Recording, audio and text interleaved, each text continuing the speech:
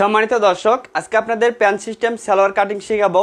33 থেকে 35 ইঞ্চি বডির জন্য কতটুকু লুজ বা কতটুকু হাই দিবেন বা কতটুকু পরিমাণ কাপড় নেবেন একদম সহজভাবে এই ভিডিওটি দেখে শিখতে পারবেন। এখানে আমি কাপড় নিছি কতটুকু আপনাদের দেখিয়ে দিচ্ছি।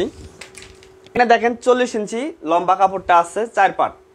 তো এখানে আমাদের কাপড় আছে 2 গজ 4 গিরা পরিমাণ। তো এই 2 গজ 4 গিরা কাপড় দিয়ে 37 ইঞ্চি লম্বা প্যান্ট সিস্টেম সালোয়ার তৈরি করব। কোনো প্রকার বেল দেব না।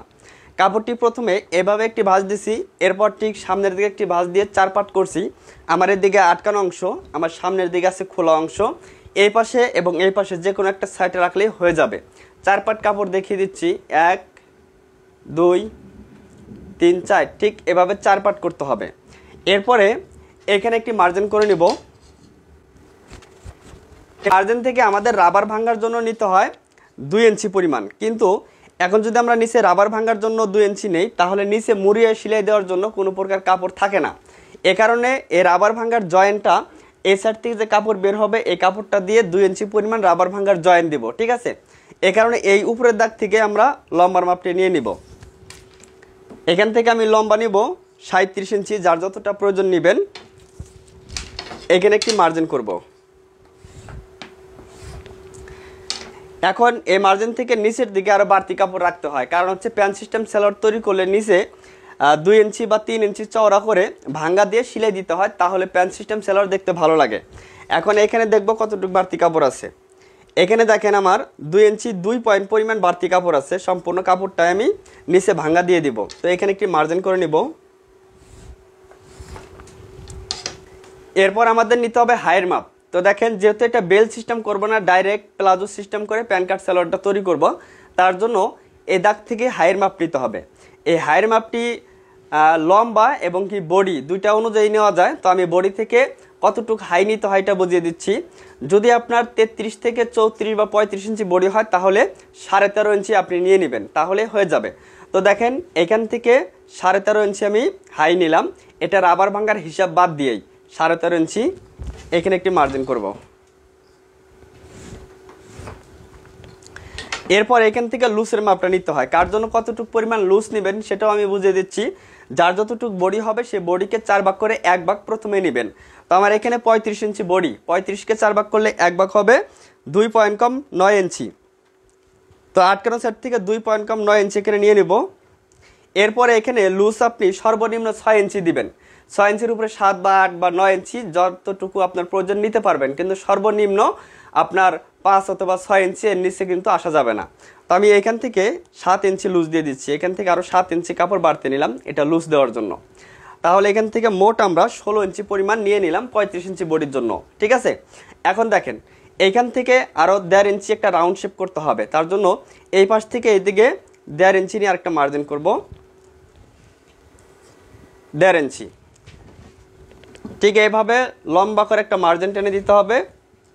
আর অনেকে বলেন যে হাইয়ের এখানে সেলাই করার পর টান ধরে বা কুচকিয়ে যায় কাপড়টা, তো তার জন্য এখানকার যে রাউন্ড শেপটা যদি আপনি একটু ভিতর দিকে দেন তাহলে কিন্তু হাইয়ের সেলাই করার পর টান ধরবে বা এনে কুচকিয়ে থাকবে, ঠিক আছে। এ কারণে ঠিক এই যে এইভাবে শেপটা দিবেন। দেখেন, এইভাবে যদি শেপ দেন তাহলে সেলাই করার পর হাইয়ের এখানে সুন্দর ফিনিশিং হবে। তো আপনারা এইভাবে শেপটা দিয়ে নেবেন। এখন আসেন, প্যান্ট সিস্টেম সালোয়ারের 2 পাশে জয়েন হয়, এ পাশেও জয়েন এবং এ পাশেও জয়েন দিতে হয়, তাহলেই হবে আপনার প্যান্ট কাট সালোয়ার।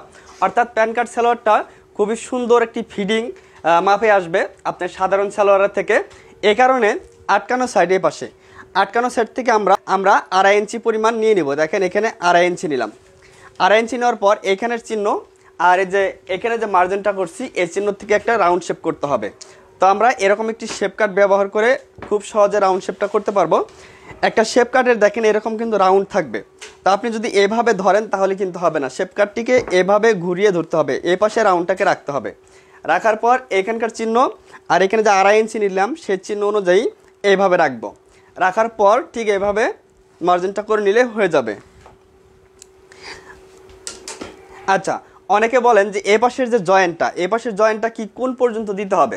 আপনি নিচ থেকে ধরে একদম কোমর পর্যন্ত এখান থেকে সেলাই ধরে আপনারা দেওয়ার পর আর একটা চাপ সেলাই দিবেন, তাহলে দেখতে ভালো লাগবে। তো এখান থেকে এইভাবে মার্জিন করার পর পায়ের মুহুরির মাপ, অর্থাৎ এই যে পায়ে কতটুকু লুজ রাখবো এই মাপটা নিতে হবে। তো এটা যার যতটুকু প্রয়োজন নেবেন, এটা আপনার রুচির উপর ডিপেন্ডস করবে। তো আপনি যদি কাস্টমারের জন্য তৈরি করেন সেক্ষেত্রে পুরাতন সালোয়ারের যতটুকু লুজ থাকবে সেটা দেখে দিয়ে দিবেন, অথবা আপনি বডি অনুযায়ী যদি দিতে চান তাহলে দিতে পারবেন। সর্বনিম্ন আপনি 5.5 ইঞ্চি লুজ দিবেন। এখানে আরেকটি বিষয়, আপনি যদি এখানে ফাড়া রাখেন, অর্থাৎ প্যান কার্ড সালোয়ারের দেখেন এই পাশে ফাড়া থাকে, যদি ফাড়া দিয়ে দেন তাহলে এখানে 5.5 ইঞ্চি লুজ রাখলেও পা ঢোকানো সম্ভব। আর যদি এখানে ফাড়া না দিয়ে যদি এখানে একদম আটকানো থাকে সেই ক্ষেত্রে আপনাকে 6 ইঞ্চি দিতে হবে। 6 ইঞ্চি ছাড়া কিন্তু পা ঢুকে না। অনেকের ক্ষেত্রে পা চিকন হওয়ার কারণে 5 অথবা 5.5ও ঢোকানো যায়, তবে আমরা সবসময় চেষ্টা করব 6 ইঞ্চি দিয়ে কাটিং করার, তাহলে টাইটও হবে না বা লুজও হবে না, একটা মিডিয়াম পর্যায়ে থাকবে। তো দেখেন এই দাগ থেকে এখন আমরা এই পাশে নিব 6 ইঞ্চি। এই যে 6 ইঞ্চি নিলাম যাতে সেলাই করার পর আমাদের 6 ইঞ্চি থাকে। এখন যেহেতু এই পাশে আমাদের একটা সেলাই দিতে হবে, আবার এই পাশে সেলাই থাকবে এবং বাড়তি কিছু কাপড় রাখতে হবে, এ কারণে এই 6 ইঞ্চি নেওয়ার পরে আরও 1 ইঞ্চি বাড়তি কাপড় আমরা রেখে দিব। 1 ইঞ্চি এ পাশে 1 ইঞ্চি বা 1.5 ইঞ্চি যদি বাড়তি কাপড় রেখে দেই, যদি কখনো টাইট হয়ে যায় সেই ক্ষেত্রে এই পাশে বাড়তি কাপড় থাকলে সেই কাপড়ের সেলাইটা খুলে এখানে লুজ করতে পারবো পায়ের মুহুরিটা। এ কারণে দেখেন এখানে আমি 1 ইঞ্চি কাপড় রেখে দিলাম। এখন আমাদের হায়ের এখানের চিহ্ন আর এইখানের চিহ্ন অনুযায়ী রাউন্ড শেপ করতে হবে। তো এখানকার রাউন্ড শেপটা যদি আমরা এরকম শেপ কাট দিয়ে দেই, অনেক সময় শেপ কাট ধরার কম বেশিতে কিন্তু রাউন্ড শেপটা ভালো আসে না। আবার কিছু কিছু শেপ কাটের শেপগুলো ভালো থাকে না, সোজা শেপ থাকে, সেই ক্ষেত্রে প্যান সিস্টেম সালোয়ার তৈরি করতে গেলে পায়ের এখানে লুজ দেখা যায়, সেই ক্ষেত্রে কিন্তু ভালো লাগবে না। মনে রাখবেন একটা প্যান কার্ড সালোয়ার তৈরি করতে গেলে সেই প্যান কার্ড সালোয়ারের আপনার হাঁটুর নিচ থেকে ধরে একটু চাপা হবে, একটু ফিডিং থাকবে, তাহলে দেখতে ভালো লাগবে। এ কারণে আমরা যারা নতুন আছি আমরা এরকম একটি শেপ কাটের মাধ্যমে শেপগুলো দিব, তাহলে আমাদের মার্জিনগুলো বা কাটিংগুলো এবং কাজ শেখাটা সহজ হবে। তো দেখেন আপনারা এখানে 2টা করে মার্জিন করতে পারেন অথবা একটা মার্জিন দিয়েও কাটতে পারবেন যদি এইভাবে যদি আপনি মাপ নিয়ে থাকেন। তো আমি এখানে 2টা সিস্টেমই আপনাদের দেখিয়ে দিচ্ছি। এই শেপ কাটটা এই পাশে শেপ দেওয়ার সময় আমরা এদিকে ঘুরিয়ে ধরছিলাম, আর যখন ওই পাশে শেপ দিব তখন শেপ কাটটাকে এদিকে ঘুরিয়ে ধরবো। দেখেন এখান থেকে আমাদের যে মার্জিনটা হবে এই মার্জিনের সেলাই যাবে, আর এখানে যে 1 ইঞ্চি কাপড় বাড়তি নিচ্ছি এই কাপড়টা আমাদের বাড়তি কাপড় থাকবে। তো আমরা প্রথমে অরিজিনাল যে মাপটা 6 ইঞ্চি, সেই 6 ইঞ্চির মাপে আমরা এরকম একটি শেপ দিয়ে দিব। আচ্ছা, এভাবে শেপ দেওয়ার পরে এখানে যে 1 ইঞ্চি বাড়তি কাপড় নিচ্ছি সেই বাড়তি কাপড় অনুযায়ী আরেকটা শেপ দিব। আচ্ছা, তাহলে দেখেন ঠিক এভাবে শেপ দেওয়ার পরে আপনাদের একটা জিনিস খেয়াল করতে হবে, আমাদের কাটিং কিন্তু এই মাপে কিন্তু কাটিং করা যাবে না। আমরা যখন সেলাই করব তখন এই মার্জিন অনুযায়ী সেলাই করব, আর আমাদের কাটিং করতে হবে এই মার্জিন অনুযায়ী। সামনের যে মার্জিন এই মার্জিন অনুযায়ী এখন আমাদের কাটিংটা করতে হবে।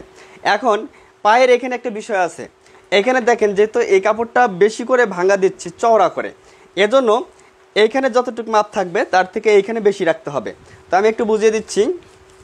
এই দাগ থেকে এই দাগ পর্যন্ত আমাদের কতটুকু আছে 7 ইঞ্চি পরিমাণ, তাহলে আমরা নিচের কতটুকু রাখবো, নিচে রাখবো 7.5 ইঞ্চি। এ দাগ থেকে তাহলে এখানে 7.5, অর্থাৎ আমি এইখানে যতটুকু রাখলাম এখানে আমি 1/2 ইঞ্চি বেশি করে রাখলাম, তাহলে এখানে ভাঁজ দেওয়ার পর এই জায়গাটা একদম সমান হবে, ছোট বড় আর হবে না। ঠিক আছে, এইভাবে মূলত আপনাদের কাজটা করতে হবে। দেখেন আমি যেভাবে দিলাম এইভাবে। আচ্ছা, এখন আমি কাটিং করে নিচ্ছি। জাস্ট আমরা এই পর্যন্ত কেটে দিব, আমরা কিন্তু একদম এই পর্যন্ত কাটার আমাদের প্রয়োজন নাই, আমাদের এ দাগ অনুযায়ী কেটে দিতে হবে। আচ্ছা, এরপর এ দাগ থেকে 2 পয়েন্ট উপরে, এ দাগ থেকে 2 পয়েন্ট উপরে সেলাই মার্জিনের জন্য একটু কাপড় রেখে আমরা কাটিং করে নিব। এখন আমাদের এই যে দাগটা আছে এই দাগ অনুযায়ী কিন্তু কাটতে হবে। এরপর এ পাশের যে মার্জিনটা করা আছে এই মার্জিন অনুযায়ী কেটে নিব। ঠিক এভাবে কাটিং করতে হবে। এখন আমাদের এই পাশে যে কাপড়টা বের হবে এই কাপড়টা দিয়ে এইখানে যে 2 ইঞ্চি যে রাবারের কথা বলছিলাম সেই 2 ইঞ্চি কাপড়টা জয়েন দিয়ে রাবার ভাঙা দিয়ে দিব। এখন দেখেন এইখানে যে বাড়তি কাপড়টা সেই বাড়তি কাপড়টাকে এইভাবে ভাঁজ করে দিব, তাহলে প্যান কার্ড সেলারের এখানকার সেলাইটা চওড়া হবে, চওড়া করে ভাঁজ দিলে চওড়া সেলাই হবে, দেখতে ভালো লাগবে। এখন আপনি যদি চান এই পাশে ফাড়া রাখবো তাহলে এই পাশে কিন্তু ফাড়া রাখা যাবে না, আমাদের এই পাশে ফাড়া রাখতে হবে। ঠিক আছে, এখানে 2 ইঞ্চি বা 2.5 ইঞ্চি যার যতটুকু প্রয়োজন এখানে ফাড়া রাখতে পারেন। আপনি যদি চান যে এখানে ফাড়া সিস্টেম করব না তাহলে আপনার ফাড়া রাখার প্রয়োজন নাই, একদম সেলাই দিয়ে আটকে দিবেন। ঠিক আছে, তো আমি এখানে একটা চিহ্ন করে নিচ্ছি। এই পাশেও চিহ্নটা করে নিব। তো দর্শক এখন এভাবে কাটিং করার পর আপনার কাছে যদি এই শেপটা ভালো মনে না হয় বা শেপটা যদি সুন্দর না হয় বা এখানে যদি অতিরিক্ত লুজ মনে হয়, সেই ক্ষেত্রে আপনি দ্বিতীয়বার সুন্দর করে রাউন্ড শেপ করে নিতে পারবেন। ঠিক আছে, আপনার প্রথমে কাটিংটা যদি ভালো না হয় তো সমস্যা নাই, দ্বিতীয়বার কাটিংটা সোজা করার চেষ্টা করবেন বা কাজটাকে সুন্দর করার চেষ্টা করবেন। আপনার কাছে যতক্ষণ পর্যন্ত কাজটা সুন্দর না হবে ততক্ষণ আপনি কাজটাকে কাটিং করে বা সেলাই করে সুন্দর করার চেষ্টা করবেন। এখন দেখেন এই কাপড়টা দিয়ে রাবার ভাঙা জয়েন্ট দিব।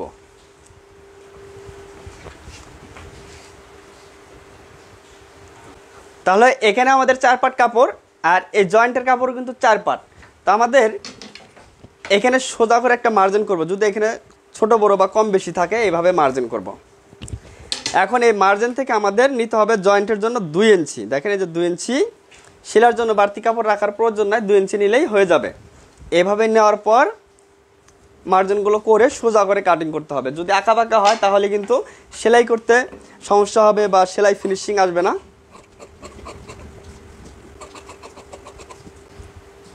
এপাশে এখানেও আটকানো অংশ আছে, এখানেও আটকানো অংশ, আটকানো অংশটা মিল করে এখানে সমান করে কেটে নিব। তাহলে এই কাপড়টা কি জন্য নিলাম, এখানে যে 2 ইঞ্চি মাপ নেওয়ার কথা ছিল সেই 2 ইঞ্চি কাপড় কম থাকার কারণে কিন্তু এখানে 2 ইঞ্চি ছোট আছে। অর্থাৎ রাবার ভাঙার যে এইভাবে ভাঁজ দিতে হয় সেই ভাঁজের কাপড়টা আমরা জয়েন্ট দিয়ে দেবো এখানে। ঠিক আছে, তো দর্শক এই সালোয়ারটার কিভাবে সেলাই করতে হয় সেই ভিডিওটা যদি দেখতে চান অবশ্যই কমেন্টের মাধ্যমে জানাবেন। যারা ফেসবুক পেজ থেকে দেখতেছেন অবশ্যই পেজটি ফলো করে দিয়ে ভিডিওটা শেয়ার করে দিবেন।